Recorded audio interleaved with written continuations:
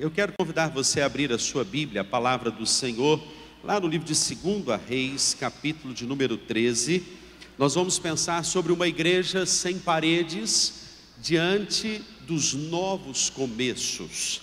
À luz desta palavra, eu quero pensar com vocês em alguns princípios, para que continuemos enlarguecendo o lugar dessa tenda, amém? Os nossos olhos voltados para fora, os nossos olhos voltados para a cidade de Palmas, para o Brasil, uma igreja que quebra as paredes, que rompe as muralhas, que quebra as resistências. E pensando sobre paredes, muitas vezes as paredes estão internas, muitas vezes os nossos obstáculos estão dentro da nossa própria mente. Não tem aquele momento que o profeta vai dizer: Senhor, abre os olhos deste moço. E aí eu quero ver com você nessa noite um pouco mais do que é ser uma igreja sem paredes. E aí a palavra do Senhor em 2 Reis, capítulo de número 13, versos de 14 em diante, diz assim: Estando Eliseu padecendo da enfermidade de que havia de morrer, Jeoás, rei de Israel, desceu a visitá-lo, chorou sobre ele e disse: meu pai, carros de Israel e os seus cavaleiros. Então ele lhe disse, Eliseu: toma um arco e flechas. Ele tomou um arco e flechas, disse ao rei de Israel: retesa o arco. E ele o fez. Então Eliseu pôs as mãos sobre as mãos do rei e disse: abre a janela para o oriente. E ele abriu. Disse mais Eliseu: atira. E ele atirou. Prosseguiu: flecha da vitória do Senhor, flecha da vitória contra os sírios, porque ferirás os sírios em Afeca, até os consumir. Disse ainda: toma as flechas. Ele as tomou. Então disse ao rei de Israel: atira contra a terra. Ele a feriu 3 vezes e cessou. Então o homem de Deus se indignou muito contra ele e disse: 5 ou 6 vezes a deverias ter ferido, então feririas os sírios até os consumir. Porém agora só 3 vezes ferirás os sírios. Você pode fechar os seus olhos? Vamos orar ao nosso Deus.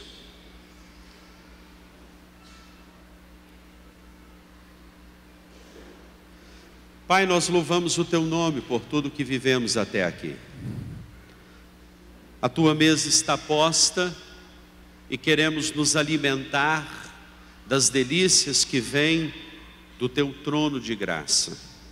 Fala-nos, Pai, transforma-nos, aumente a nossa visão ainda mais à luz da Tua palavra e que saiamos daqui todos impactados, transformados pelo poder do Teu Espírito Santo. É o que oramos no nome poderoso de Jesus. Amém e amém. Jeoás, um rei que fizera algo que era mal aos olhos de Deus. O profeta Eliseu já estava doente, a doença que o levaria à morte. E naquele último momento, Jeoás, que havia caminhado nos mesmos pecados da sua família, dos seus pais, agora vai à casa do profeta. Ir à casa do profeta é certo que Deus iria falar. Aqui todos nós estamos numa grande casa, a casa do profeta, que é Cristo Jesus o Senhor. E é certo que Deus, quando nós estamos num ambiente de culto como esse, Deus quer romper as paredes do nosso coração para nos falar nos recantos mais íntimos do nosso ser. Lá estava Jeoás, havia cometido todo tipo de pecado. Você conhece alguém assim? que já cometeu todo tipo de pecado, já vivenciou uma vida dissoluta, caminhou longe de Deus, distanciado do Senhor.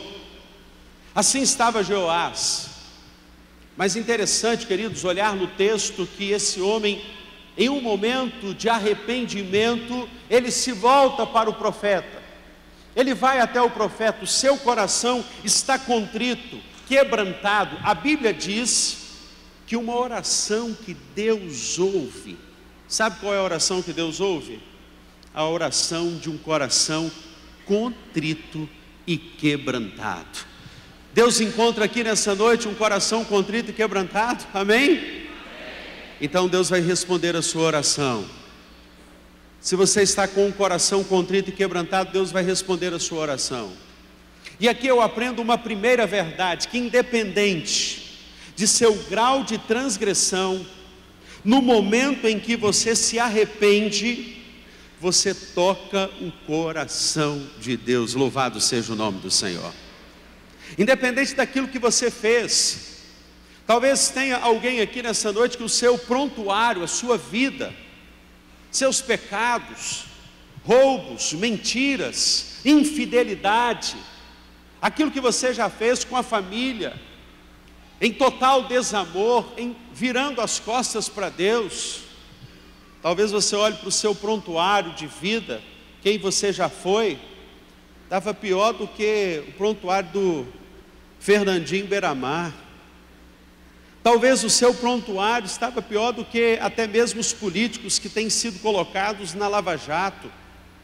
Mentiras, pecados. Aqui eu aprendo uma coisa: no momento que você se arrepende e você se volta para Deus, é o que o Salmo 51 vai dizer: ó Senhor, lava-me completamente. Bem-aventurado é o homem cujo pecado é perdoado, cuja iniquidade é perdoada pelo Senhor. E Deus está aqui nessa noite olhando para o seu coração, olhando para o seu interior e buscando ver com aquelas lentes do Espírito Santo de Deus se há aqui um coração que se arrepende para voltar para Ele. Jeoás, ele se volta. E é interessante que o profeta agora, mesmo no momento da enfermidade, deitado, quando Deus ele vê que tem um coração, querido, que se volta para Ele, mesmo assim o profeta se levanta.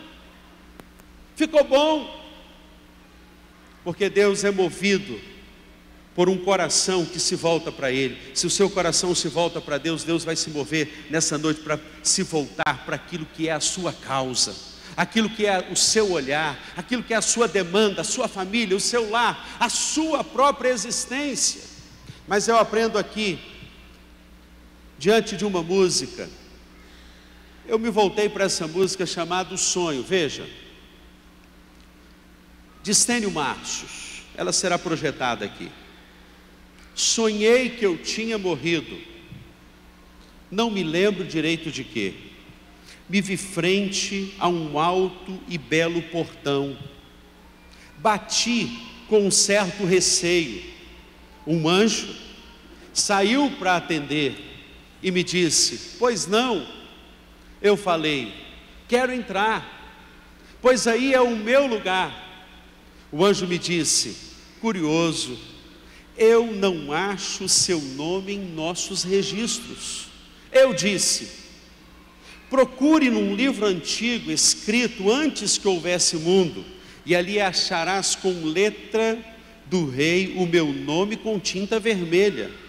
Alguém entregou para o anjo registros que eu reconheci, compêndio de todas as leis que eu quebrei e os pecados que cometi.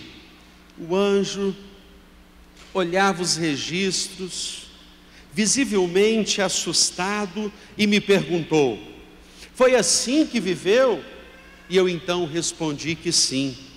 Então, como é que você tem coragem de vir nessa porta bater? Eu disse: olhe bem no final dessa lista. Você reconhece essa letra? O anjo sorrindo me disse: é verdade, o rei escreveu perdoado. Amém? Quando você se volta para Deus, é mais ou menos como este sonho. A lista dos seus pecados, das suas atitudes regressas. O Senhor, Ele olha para você e diz assim: olha, perdoado, porque com o sangue vertido na cruz, você está liberto para uma nova vida em Cristo Jesus. A segunda verdade que eu aprendo aqui, é que nós devemos nos apropriar daquilo que está nas nossas mãos. E aí vai um conselho para você nessa noite: se aproprie daquilo que está nas suas mãos. Veja comigo o verso de número 15. A palavra de Deus diz: então lhe disse Eliseu, toma o teu arco. A Bíblia diz que Eliseu vai dizer para Jeoás para que ele tomasse o arco dele. Tem muita gente que quer ser usado na obra, mas quer tomar o arco do outro, quer ter o dom do outro, quer cantar como Dan. Tem gente que quer cantar como Dan. Tem gente que quer pregar como o pastor Valmir. Tem gente que quer ministrar no PGM como aquele líder. Deixa eu te dizer uma coisa: Deus colocou talentos e dons nas suas mãos para serem usados para a glória dele.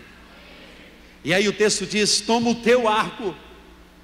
Ele não diz para pegar o arco de outro rei. E é interessante que a família de Jeoás, se você for estudar sobre a família de Jeoás, era uma família de arqueiros. Mas Deus está dizendo assim para você: faz igual Davi. Davi, naquele dia que ele tentou colocar a armadura e parecendo um Robocop, tentou andar, não conseguiu andar, porque Deus vai colocar aquilo que está nas suas mãos, para que você seja uma igreja sem paredes, para que você rompa os limites, para que você rompa as muralhas. Você precisa usar aquilo que está nas suas mãos. São seus dons, são seus talentos, é a sua vida, é o seu jeito, é o seu estilo. Não adianta você querer ter o estilo do outro. Às vezes a gente olha um outro PGM e a gente acha que o nosso PGM tem que ser igual ao do outro. Mas para cada um Deus tem um jeito, para cada um Deus tem uma maneira, porque Deus opera o seu querer e o seu realizar de acordo com a sua boa, perfeita vontade. Louvado seja o nome do Senhor. Eu aprendo aqui uma terceira verdade, verso de número 16: dê o seu melhor. Você quer ser uma igreja que rompa as paredes, que vá aos confins da terra, que ganha universitário, que ganha aquele que está em depressão? Você conhece alguém na sua família que está em depressão?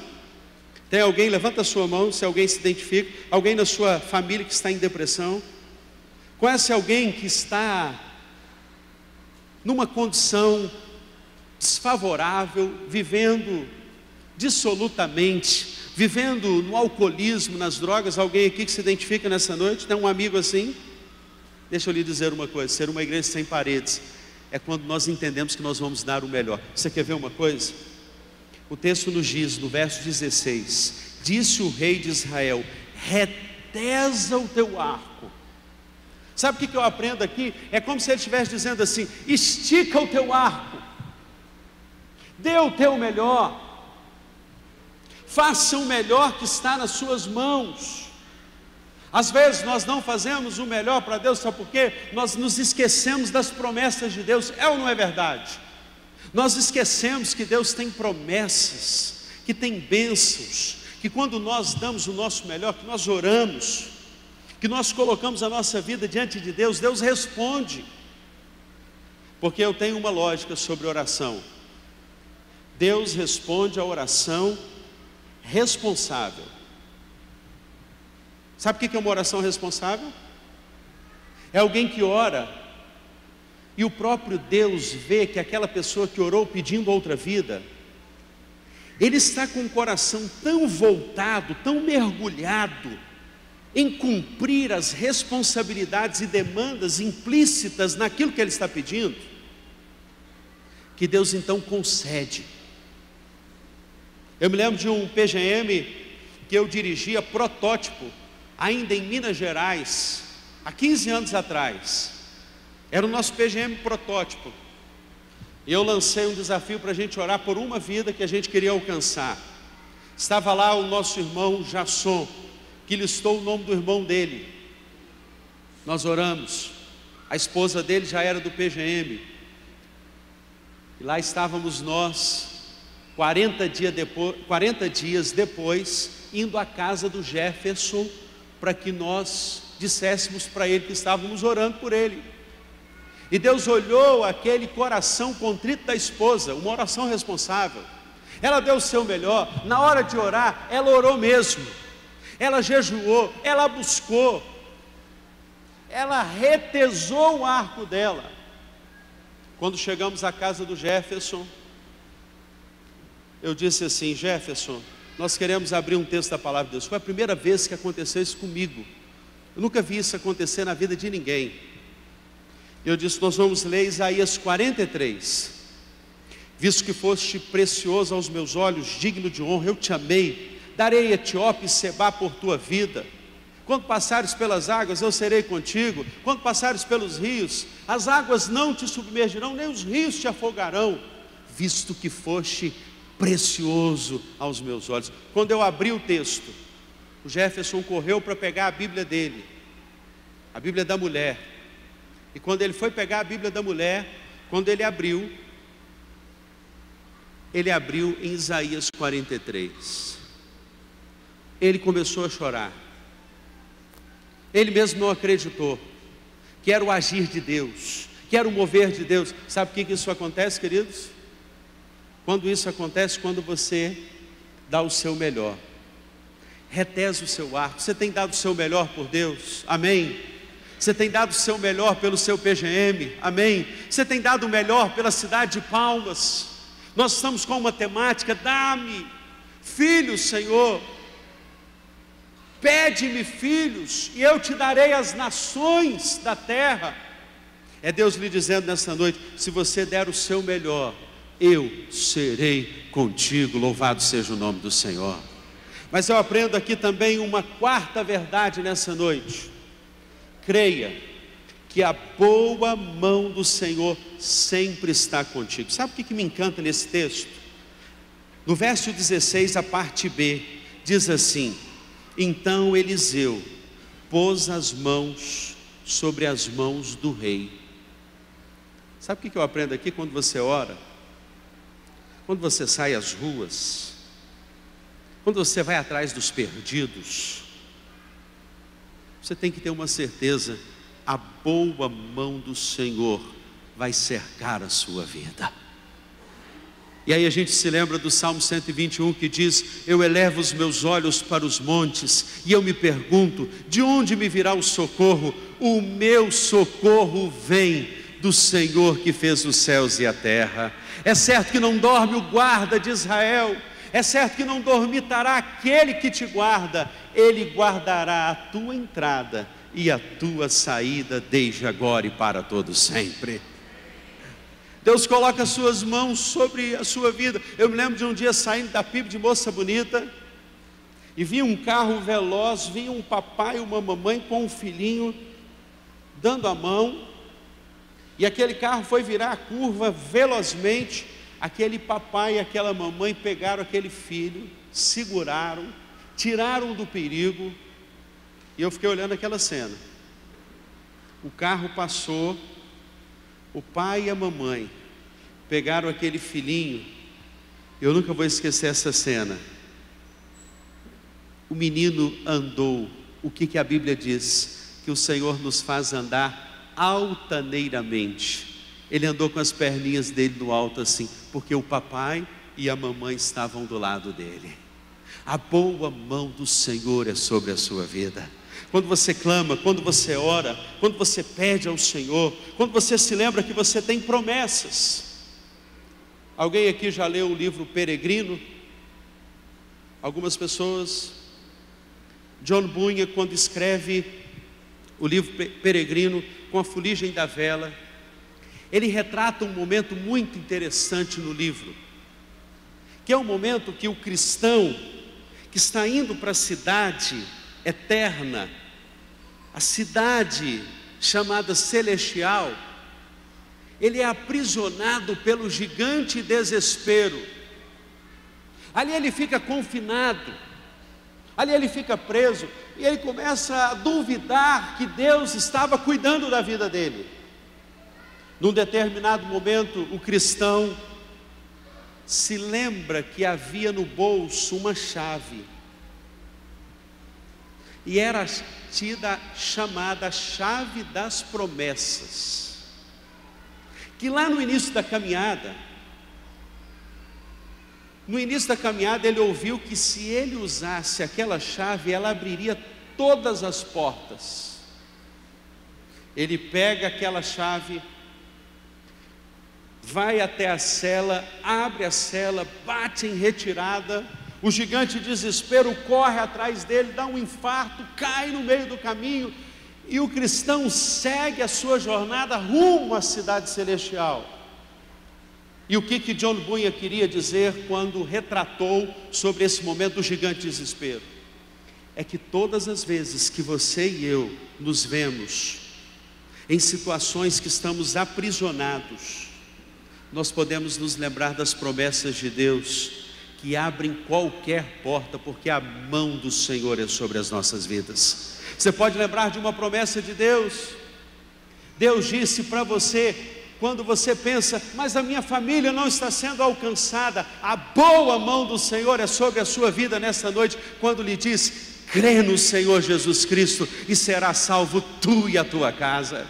No momento que o gigante de desespero se agiganta diante de nós, nós podemos nos lembrar de uma promessa que o Senhor Jesus nos disse nos momentos de perigos: 1000 cairão à tua direita, 10.000 ao teu lado, mas tu não serás atingido.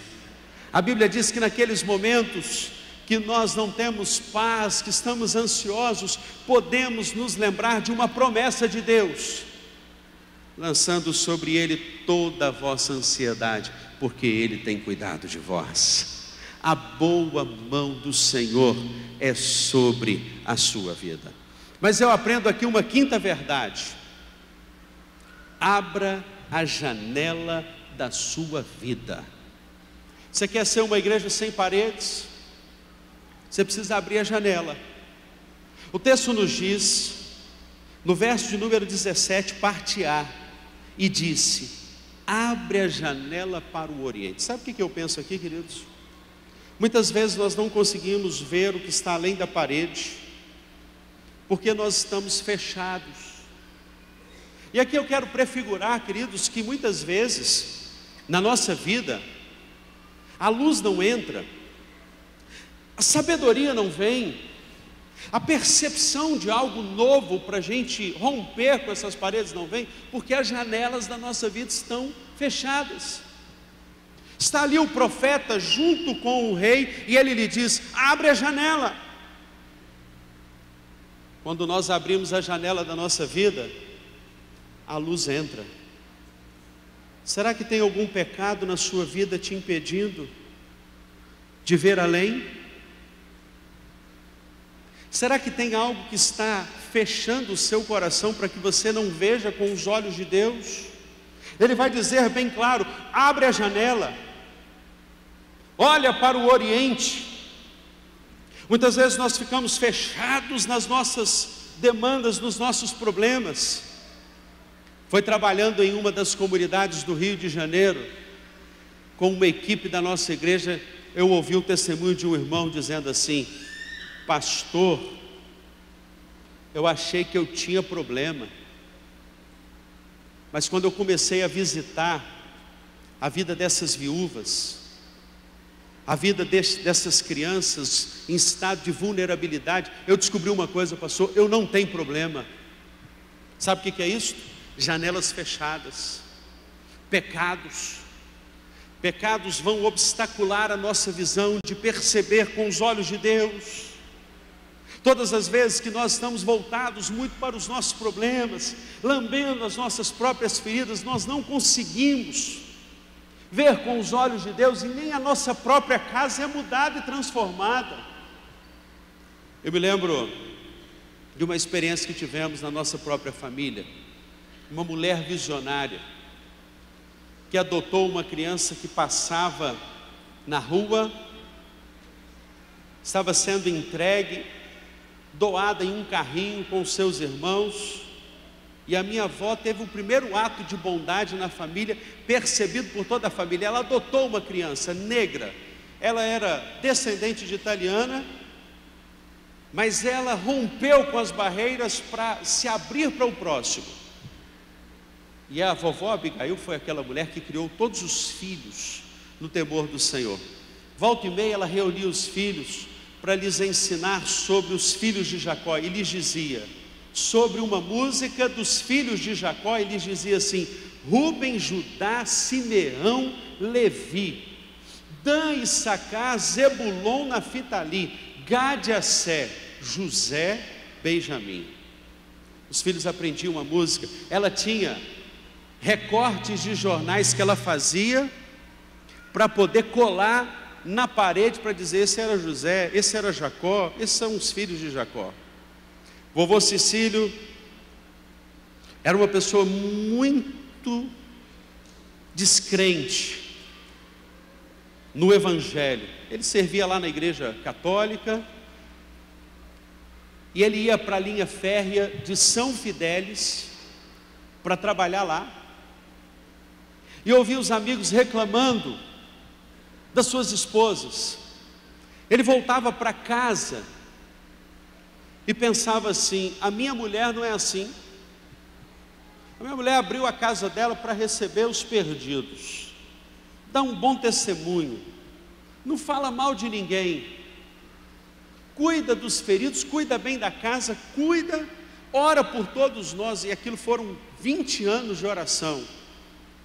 Num belo dia, o vovô Cecílio, voltando para casa, ao chegar em casa, ele disse assim: Abigail, apronte a minha roupa, porque no próximo domingo eu vou batizar junto com Cecilinha e junto com Zeli.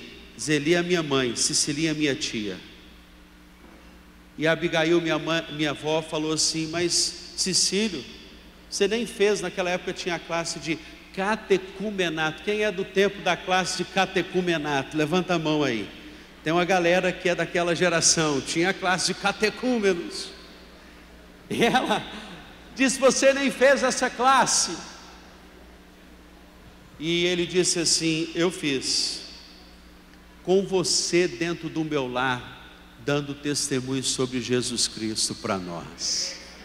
Sabe o que é isso? É alguém que abriu a janela da sua própria vida para deixar a luz entrar. Quem sabe, querido, nessa noite, que Deus está querendo fazer na sua casa, na sua vida, é que você abra janelas para que Ele lance luz, esperança, sabedoria, discernimento, percepção, e você vai olhar além de si mesmo, e toda a sua casa vai se render a Cristo Jesus. Eu declaro isso nessa noite, que você há de ver o melhor dessa terra, comer o melhor dessa terra. Sabe por quê? Porque Deus nessa noite está lhe dizendo, através dessa palavra que vem do trono da graça de Deus: abra sua janela, não deixe a janela fechada, rompa com as paredes que estão impedindo você de ver, e você vai começar a ter um olhar de Deus dentro da sua casa. Mas em último lugar, lute com toda perseverança. Verso de número 17. O texto nos diz, no finalzinho: atira. E ele atirou. Prosseguiu: flecha da vitória. Flecha da vitória do Senhor. Sabe o que eu vim aqui para te dizer nessa noite? Que quando você luta com perseverança, o mover de Deus nos céus se integra ao seu movimento na terra, e o Senhor se encarrega de cumprir a missão que Ele tem para realizar através da sua vida. Você crê nisso nessa noite? Quando você luta com perseverança, o texto diz que ele deveria pegar o arco, atirar, mas o texto vai nos dizer também, queridos, que ele atirou 3 vezes apenas. Nós dizemos, nós queremos ganhar palmas para Jesus, e o Senhor te manda orar, e você então inicia um processo de oração, você começa a clamar, mas na primeira vez, na primeira hora você já está cansado, você já para de orar pelos perdidos. Deus te manda fazer uma leitura da palavra com vida devocional diante de Deus. Na primeira semana você já arrepia e diz: eu não vou continuar. E Deus te diz: atira uma. Você vai lá e atira. Deus te diz: atira duas, atira três, persevera, vai até o final, continua. Levanta, sacode a poeira, dá a volta por cima, continua. E você para na terceira. É interessante que o profeta vai dizer assim: se você tivesse atirado 5 ou 6 vezes, você teria tido vitória. Mas é interessante que antes ele diz: é flecha da vitória. Eu vou conceder a você flecha da vitória. É o profeta dizendo: aponta. Que flecha você precisa lançar? Sobre quem? Talvez haja alguém aqui nessa noite que precisa lançar flecha sobre os filhos. Ele começa uma vida de cuidado com os filhos e para. Deus está chamando aqui homens nessa noite. Deus está chamando aqui nessa noite mulheres para lançarem flechas de cuidado, de amor, de palavras de afirmação sobre os seus filhos. Deus está chamando nessa noite jovens para lançarem flechas de compaixão e misericórdia sobre aqueles ateus que vivenciam uma experiência todos os dias na sala de aula. Deus está chamando aqui nessa noite pessoas para lançarem flechas de graça e de compaixão. E eu estou aqui para lhe dizer: não pode parar no primeiro momento.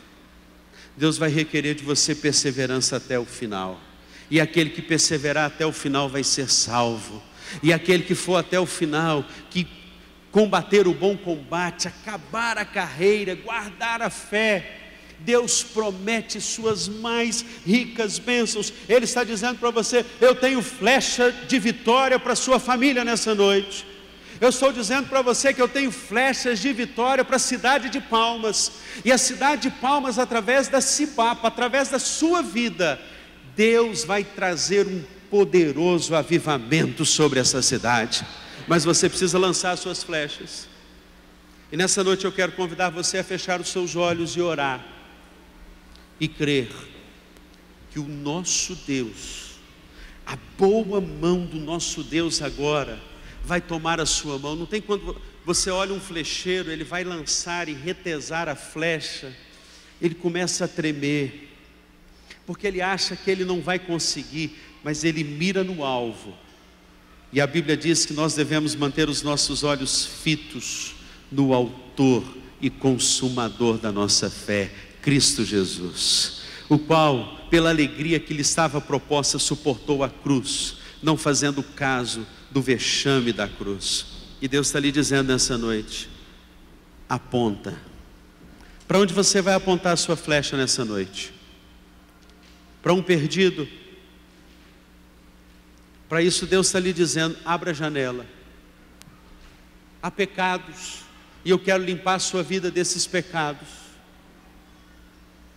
Toda palavra de ódio, toda murmuração, toda gritaria, toda confusão, hoje eu quero lançar luz sobre a sua casa, para que o seu lar vivencie harmonia. Mas para isso você precisa abrir a sua janela nessa noite. Deixa Deus abrir agora. Abra com Ele, chame a Ele. Creia que nessa noite, quando você se arrepende do seu pecado, Deus se volta para a sua vida e lhe diz assim: olha, eu olhei que há um coração aqui contrito e quebrantado, e assim como eu fiz com Jeoás, eu vou responder a oração deste filho nessa noite, que clama por alguém, clama por ele mesmo, clama por essa nação.